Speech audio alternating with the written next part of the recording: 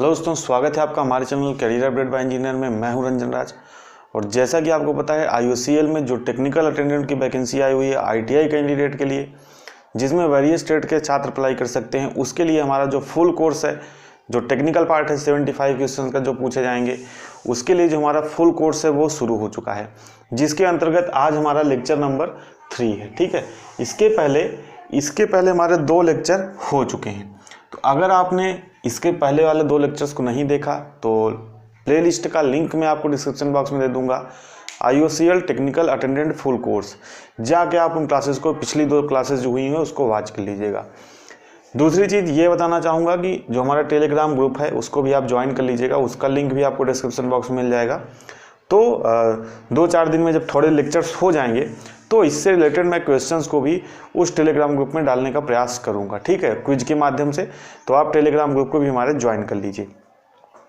अब देखिए, जैसा कि पिछले लेक्चर में मैंने आपको एक ब्रीफ, जो क्या क्या हम लोग पढ़ने वाले हैं लेक्चर्स में, उसका मैंने आपको ब्रीफ में दे दिया था। ठीक है, अब देखिए, जैसे मैंने आपको वहाँ पे क्या बताया था कि पदार्थ विज्ञान, एक बार ध्यान से समझ लीजिए चीज़ों को फिर से शार्ट में। पदार्थ विज्ञान के अंतर्गत हम लोग क्या पढ़ रहे थे? धातु विज्ञान। ठीक है, यानी कि मेटलर्जी। पदार्थ विज्ञान को हिंदी में बोलेंगे, इंग्लिश में बोलेंगे मटेरियल साइंस। धातु विज्ञान को बोलेंगे मेटलर्जी। फिर धातु विज्ञान को हम लोगों में 2 भागों में बांटा था। धातु के गुण, ध्यान से समझ लीजिए, पिछले लेक्चर मैंने बताया था, एक बार फिर से देख लीजिए। धातु के गुण, और अगला था हमारा धातु के प्रकार। ठीक है, गुण कौन कौन से थे? गुण थे हमारे भौतिक, रासायनिक,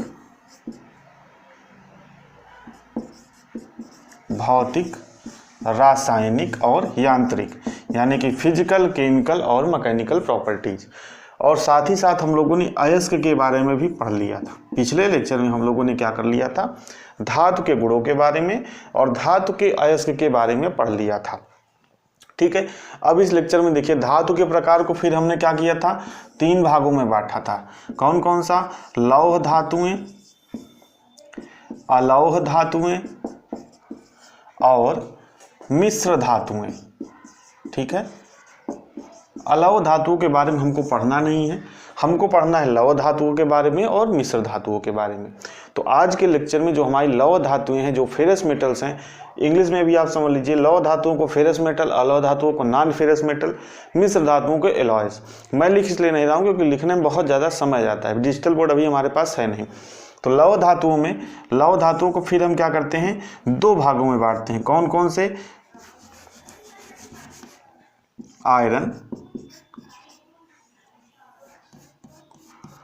आयरन और स्टील। इसी के बारे में हमको पढ़ना है। आयरन में हम लोग पढ़ेंगे पिग आयरन के बारे में, कास्ट आयरन के बारे में, पिटवा लोहा, रोट आयरन के बारे में। और स्टील में हम लोग पढ़ेंगे कार्बन स्टील और एलॉय स्टील के बारे में। कार्बन स्टील के अंतर्गत निम्न कार्बन स्टील, मध्यम कार्बन स्टील और हाई कार्बन स्टील। और साथ ही साथ जो एलॉय स्टील या जिसे हम लोग टूल स्टील के नाम से जानते हैं, उसके बारे में हम लोग यहाँ पे पूरी डिटेल में पढ़ रहे होंगे। तो वीडियो में लास्ट तक में रहिएगा, सारे डाउट्स मैं आपके इस वीडियो में क्लियर करने वाला हूँ। तो हेडिंग डाल लीजिए आयरन या लोहा। हिंदी में लिख रहे हैं तो लोहा लिख लीजिए, और इंग्लिश में लिख रहे हैं तो आयरन।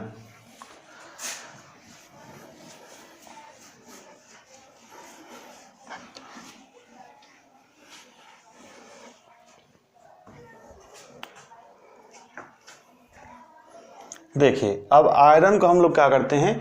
3 भागों में बांट लेते हैं। ठीक है, हेडिंग आप डाल लीजिएगा। हेडिंग क्या है? एक सीरीज टाइप का, सारणी टाइप का बना लीजिएगा, आयरन। ठीक है, अब इसको हम लोग 3 भागों में बांट लेते हैं। ठीक है, पहला है हमारा कच्चा लोहा। कच्चा लोहा, जिसे हम लोग क्या कहते हैं? पिग आयरन भी कहते हैं। ठीक है, इसके बाद क्या आता है? ढलवा लोहा।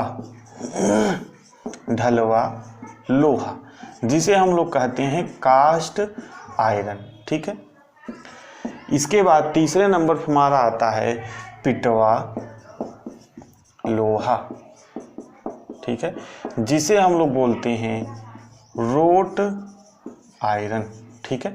अब देखिए इसी से कच्चा लोहा से क्या प्रश्न पूछा जाता है, ढलवा लोहा से क्या प्रश्न पूछा जाता है, पिटवा लोहा से क्या प्रश्न पूछा जाता है, मैं आपको पॉइंट वाइज सारी चीज़ें लिखाने वाला हूँ। तो कच्चा लोहा में देखिए, लिखिए कच्चा लोहा में 3 पॉइंट आप ध्यान रखिएगा। पहला क्या है कि इसका निष्कर्षण, यानी कि जो कच्चा लोहा है इसको किस भट्ठी में बनाया जाता है। हर एग्जाम में लगभग ये प्रश्न पूछा जा चुका है। तो आप इसमें लिखिए इसका निष्कर्षण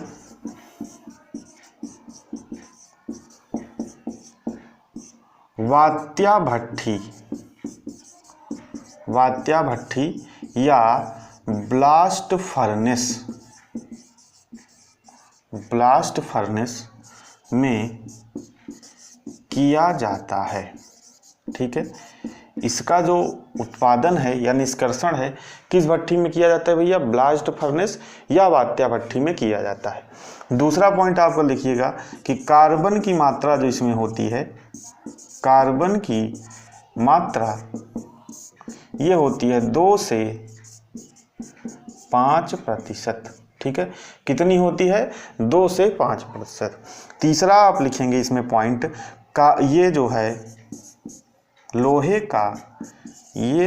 का सबसे अशुद्ध रूप होता है। लोहे का सबसे अशुद्ध रूप होता है। ठीक है, यानी कि सबसे ज़्यादा अशुद्धियाँ इसमें पाई जाती हैं। अब देखिए अगला जो हमारा लोहा है वो है ढलवा लोहा।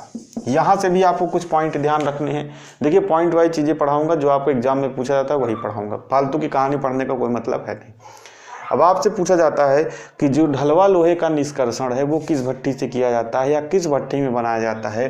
तो आप इसमें लिख लेंगे इसका निष्कर्षण क्यूपोला आप लोगों ने देखा होगा, नहीं देखा होगा तो आप गूगल पे सर्च करके इसका फिगर जो है देख लीजिएगा। इसको किसमें बनाया जाता है, इसका निष्कर्षण क्यूपोला भट्ठी में किया जाता है।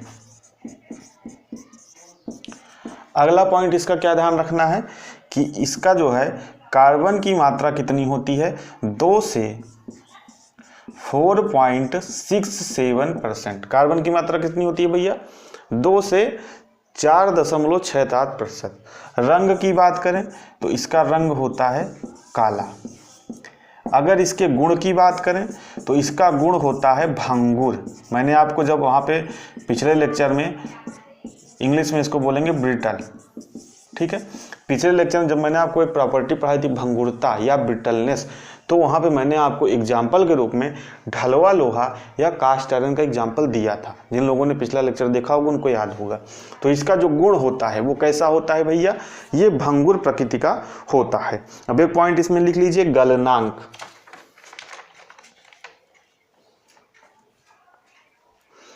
गलनांक एक लिख लीजिए।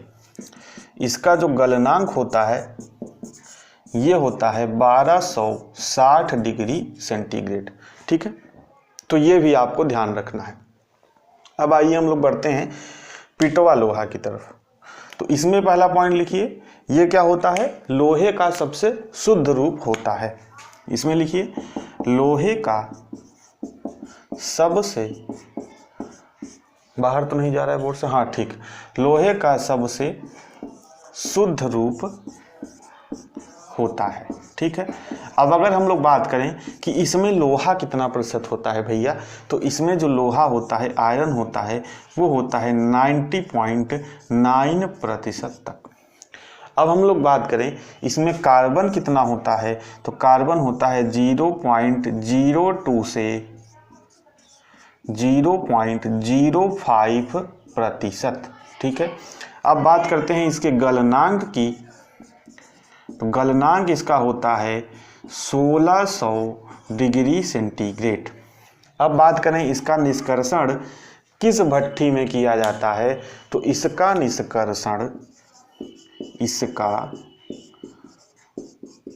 निष्कर्षण पुडलिंग भट्ठी, पुडलिंग या पुडलिंग फर्नेस, पुडलिंग भट्ठी में किया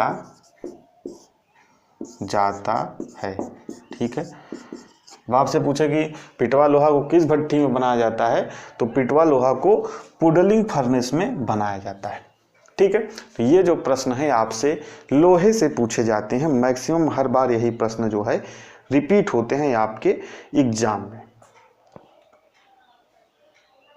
यहाँ पे एक पॉइंट पिटवा लोहा में और लिख लीजिएगा, इसका जो टेंसाइल स्ट्रेंथ होता है, टेंसाइल स्ट्रेंथ 250 से 500 न्यूटन प्रति मीटर स्क्वायर। ठीक है, ये भी प्रश्न जो है प्रीवियस एग्जाम्स में पूछा गया है, तो इसको भी आपको ध्यान रखना है। ठीक है, तो आयरन का जो हमने क्लासिफिकेशन किया था वहाँ से आपको इतने ही चीज़ें याद रखनी हैं। ठीक है, अगर चीज़ें समझ में आ रही हों, अच्छी लग रही हों, आपको लग रहा है कि आपके एग्ज़ाम से महत्वपूर्ण है, तो बस आपको एक काम करना है, वीडियो को लाइक कर दीजिए और साथ ही साथ अगर अपने दोस्तों के साथ शेयर करना चाहते हैं तो उनके साथ भी शेयर कर सकते हैं। ठीक है, तो ये था, आप इसका स्क्रीनशॉट ले लीजिए और अगला जो टॉपिक है, अगला हेडिंग डाल लीजिए स्टील। ठीक है, अगला क्या हेडिंग डालेंगे, अगला हेडिंग डालेंगे स्टील।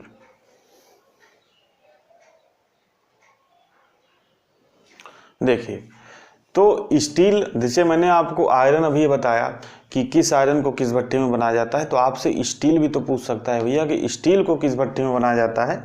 तो स्टील को लिख लीजिएगा, इसका या इसका लिख लीजिए, इसको ओपन हर्थ फर्नेस में बनाया जाता है। किसमें बनाया जाता है, ओपन हर्थ फर्नेस में बनाया जाता है। अब हम लोगों ने जैसे आयरन का वर्गीकरण किया था, अब हम लोग स्टील का भी वर्गीकरण कर लेते हैं। ठीक है,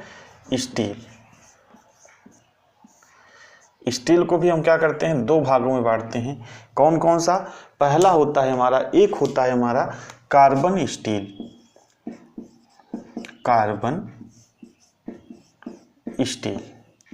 और एक हमने क्या बांट लिया इसको, एलॉय स्टील। ठीक है, अब कार्बन स्टील में भी तीन तरह के स्टील होते हैं। कौन कौन से, पहला हो गया हमारा लो कार्बन एलॉय स्टील को एक और नाम हम लोग इसको दे देते हैं, इसी को टूल स्टील भी कहते हैं, टूल स्टील।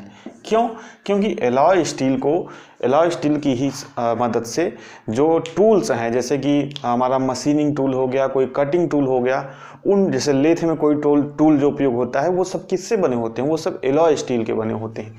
तो इसलिए एलॉय स्टील को टूल स्टील भी हम लोग कह देते हैं। तो कार्बन स्टील की बात करें तो इसमें तीन तरह से हम लोग बांट सकते हैं। कार्बन स्टील को तीन भागों में बांटते हैं। पहला है लो कार्बन स्टील, दूसरा है आपका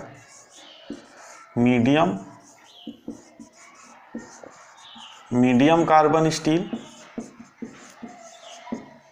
और तीसरा है आपका हाई कार्बन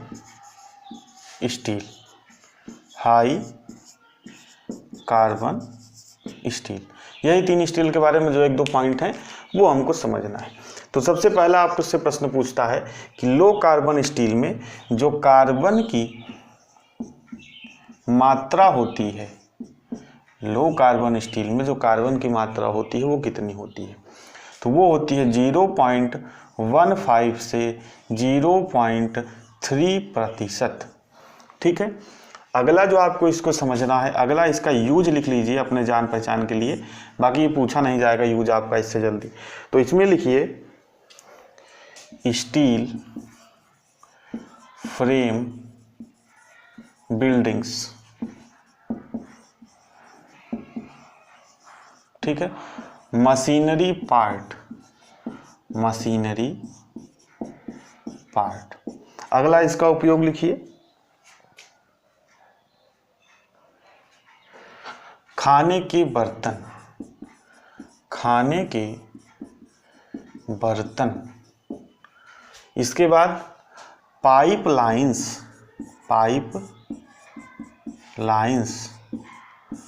धातु के दरवाजे यानी कि पाइप, धातु के दरवाजे,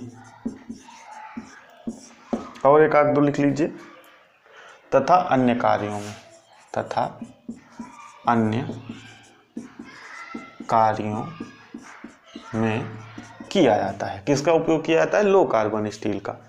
अगला देखिए मीडियम कार्बन स्टील। सबसे देखिए महत्वपूर्ण आपसे ये है, ये प्रश्न आपसे पूछा जा सकता है। अगला देखिए मीडियम कार्बन स्टील, तो यहाँ पे क्या होगा 0.3% से, यहाँ पे जो कार्बन की मात्रा है कितनी होगी 0.3% से 0.75%। ठीक है। अब देखिए किसी किसी बुक्स में लिखा रहता है 0.3 से 0.6%। तो आप एक रेंज समझ जाइए, अगर थोड़ा सा इसके आसपास है, अब कहीं अगर लिख दिया 0.25 से 0.7%, तो वो सब आप समझ जाइए, यानी कि एक रेंज समझिए कि इस रेंज से इस रेंज के बीच में रहेगा। किसमें? मीडियम कार्बन स्टील में।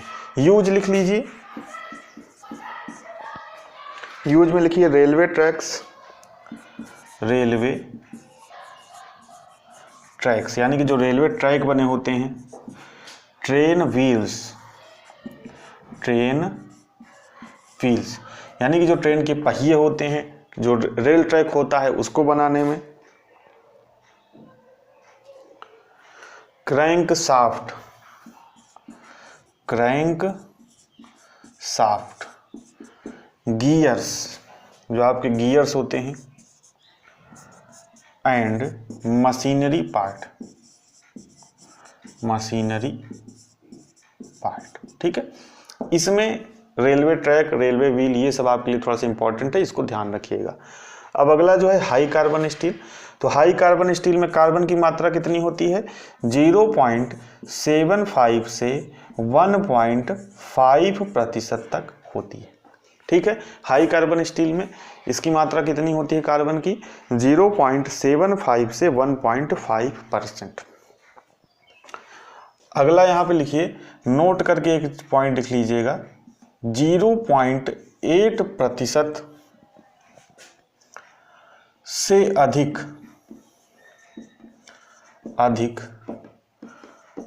कार्बन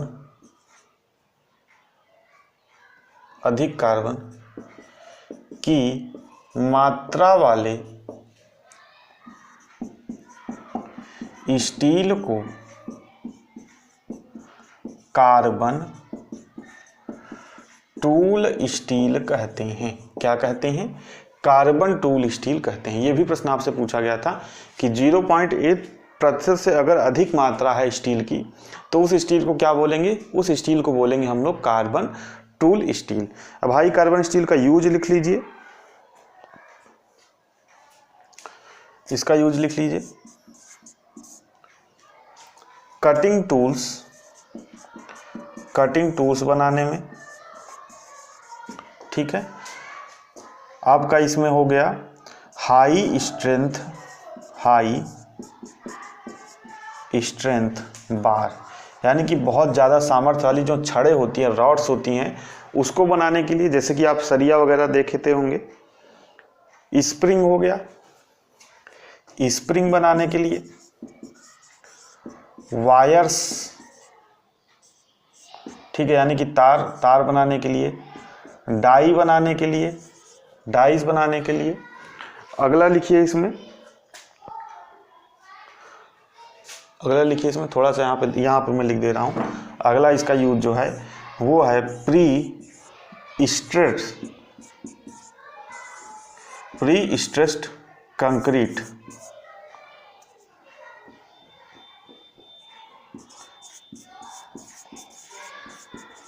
ठीक है, प्री स्ट्रेस्ड कंक्रीट। ठीक है। ये इतना पॉइंट आपको स्टील से, जो कार्बन स्टील है उससे आपको ध्यान रखना है। ठीक है। तो चलिए इसका स्क्रीनशॉट ले लीजिए और आगे हम लोग बढ़ते हैं। जो हमारा नेक्स्ट पॉइंट है, नेक्स्ट टॉपिक है, वो है एलॉय स्टील या टूल स्टील के बारे में। ये टॉपिक भी आपके लिए क्या है, बहुत ही ज़्यादा महत्वपूर्ण है। तो इसका स्क्रीनशॉट ले लीजिए और हेडिंग डाल लीजिए एलॉय स्टील।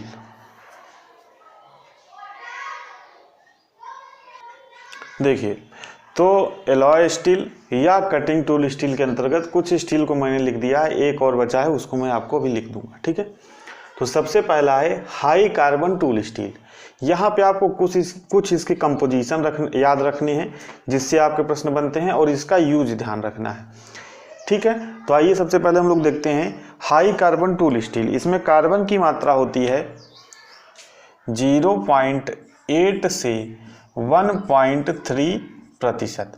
अब हम लोग बात करें सिलिकॉन की, सिलिकॉन होता है 0.1 से 0.4%। ठीक है, अब इसी तरीके से हम लोग बात करें मैग्नीज की, मैग्नीज होता है 0.15 से 0.4%। और शेष जो बचा वो हमारा क्या होता है, शेष आयरन होता है। अब इसका जो उपयोग है ये आपके लिए सबसे ज़्यादा इम्पोर्टेंट है। उपयोग में लिखिएगा milling cutter, milling cutter, drills, जो आपके ड्रिल्स होती हैं, ठीक है, टर्निंग टूल्स,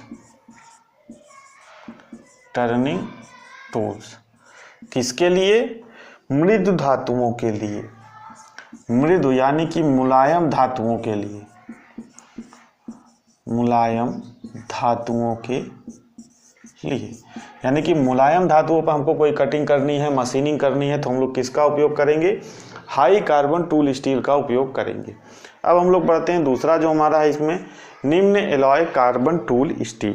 इसमें लिखिए कार्बन होता है 1.2%, मैग्नीज इसमें लिखिएगा 0.3 से 0.7%। टंगस्टन की बात करें तो टंगस्टन होता है 1.5 से 4%। इसी तरीके से मॉलिब्डेनम की बात करें, ये जो सिंबल है मॉलिब्डेनम का होता है, ये होता है हमारा 0.3 से 0.5%। सल्फर इसमें होता है 0.3% और शेष कितना होता है, शेष आयरन होता है। ठीक है, शेष आयरन होता है। अब यहाँ पे इसके यूज में लिखिएगा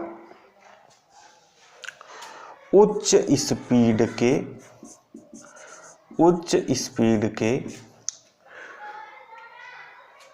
मिलिंग, उच्च स्पीड के मिलिंग, ड्रिलिंग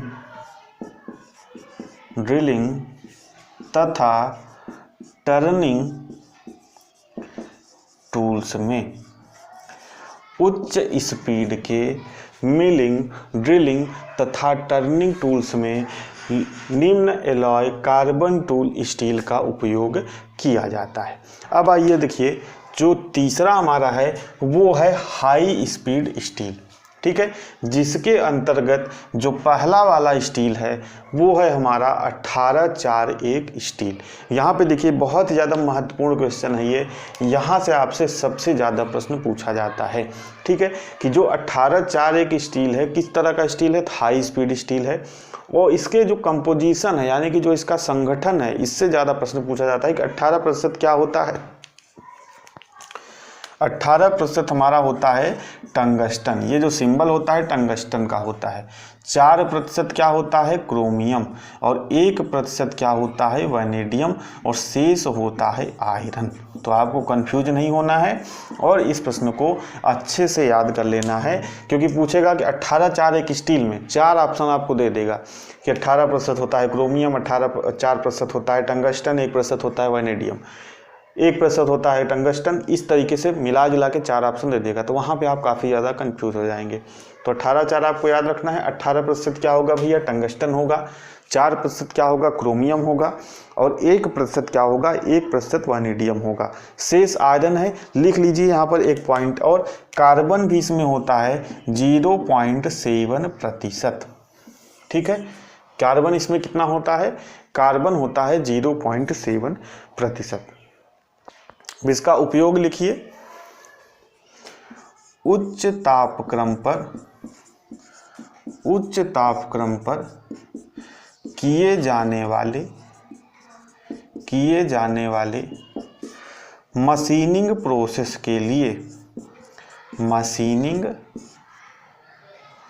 उच्च क्रम पर किए जाने वाले मशीनिंग प्रोसेस के लिए, यानी कि उच्च तापक्रम पर जो मशीनिंग प्रोसेस होती है उसके लिए हम लोग 18 चारेक स्टील का उपयोग करते हैं।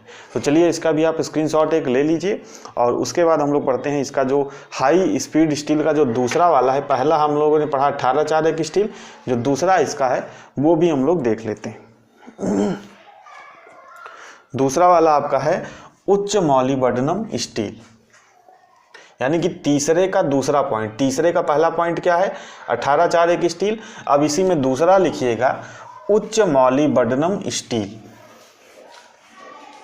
अब मॉलिब्डेनम आ गया भैया, यानी कि इसमें क्या होगा, एक मुख्य जो तत्व होगा वो हमारा मॉलिब्डेनम होगा।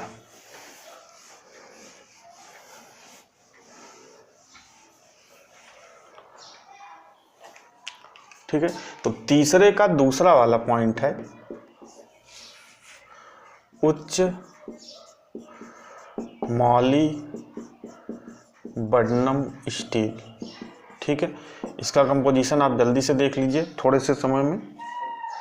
इसमें मॉलिब्डेनम होता है 8.5%, क्रोमियम होता है आपका 4%, टंगस्टन होता है 1.5%, वेनेडियम होता है आपका 1.5%, इसी तरीके से कार्बन है आपका 0.8% और शेष आपका क्या हो गया, आयरन।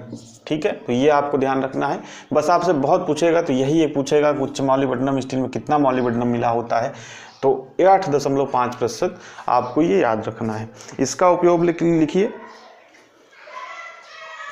यूज लिखिए, उच्च तापक्रम पर काटने के लिए, उच्च तापक्रम पर काटने के लिए उपयुक्त होता है। उच्च तापक्रम पर काटने के लिए क्या होता है, उपयुक्त होता है। तो इतनी चीज़ें आपको एलॉय स्टील या कटिंग टूल स्टील से आपको याद रखनी है। अब आप लोग हेडिंग डाल देंगे कुछ महत्वपूर्ण बिंदु। कुछ महत्वपूर्ण बिंदुओं में मैं आपको क्या लिखाऊंगा, जो इस टॉपिक से प्रीवियस ईयर एग्जाम में कुछ प्रश्न पूछे गए हैं उनको मैं आपको उन बिंदुओं के माध्यम से लिखा दूंगा, तो वहां से आपके सारे डाउट क्लियर हो जाएंगे। तो हेडिंग डाल लेंगे कुछ महत्वपूर्ण बिंदु। देखिए, कुछ महत्वपूर्ण बिंदुओं को मैंने लिख दिया है। यहाँ से प्रीवियस ईयर परीक्षा में जो है प्रश्न बने हैं, प्रश्न पूछे गए हैं। तो पहला पॉइंट है कि स्टील में मैग्नीज बढ़ा देता है, यानी कि स्टील में मैग्नीज मिलाने से क्या होता है, स्टील की क्या बढ़ जाती है, तो स्टील की बढ़ जाती है तनन सामर्थ्य। तनन सामर्थ्य यानी कि टेंसाइल स्ट्रेंथ। टेंसाइल स्ट्रेंथ क्या होती है, बढ़ जाती है। अगला देखिए, जंगरोधी स्टील बनाने के लिए किस तत्व का प्रयोग किया जाता है, यानी कि जंगरोधी स्टील बनाना है हमको तो किस तत्व का प्रयोग किया जाएगा। ये प्रश्न IOCL technical attendant previous year paper में जो है पूछा गया है। तो किस तत्व का प्रयोग किया जाता है, क्रोमियम का उपयोग किया जाता है। ठीक है, क्रोमियम का प्रयोग किया जाता है। अब अगला प्रश्न है कि आवर्त सारणी में सबसे हल्का एवं भारी धातु कौन सा है, तो सबसे हल्का धातु है लिथियम और सबसे भारी धातु है ऑस्मियम। ठीक है, सबसे भारी धातु है ऑस्मियम, जिसे हम लोग OS से भी डोनेट करते हैं।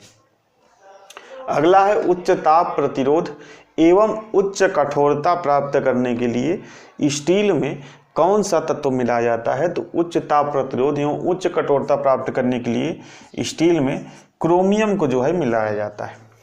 पिग आयरन किस भट्टी में बनाया था, ये मैंने आपको बता ही दिया, वात्या भट्टी, या इसी को हम लोग ब्लास्ट फर्नेस भी बोलते हैं। ठीक है, अब देखिए, सभी प्रकार के स्टील के लिए निम्न क्रांतिक तापमान, ये हो सकता है आपके लिए एक नया टर्म हो, तो अभी आप सिर्फ याद कर लीजिए कि सभी प्रकार के स्टील के लिए जो निम्न क्रांतिक तापमान होता है कितना होता है। जब आप हीट ट्रीटमेंट प्रोसेस पढ़ेंगे तो मैं आपको वहाँ पे निम्न क्रांतिक तापमान और उच्च क्रांतिक तापमान के बारे में डिटेल से पढ़ाऊंगा। तो कितना होता है, 723 डिग्री सेंटीग्रेड।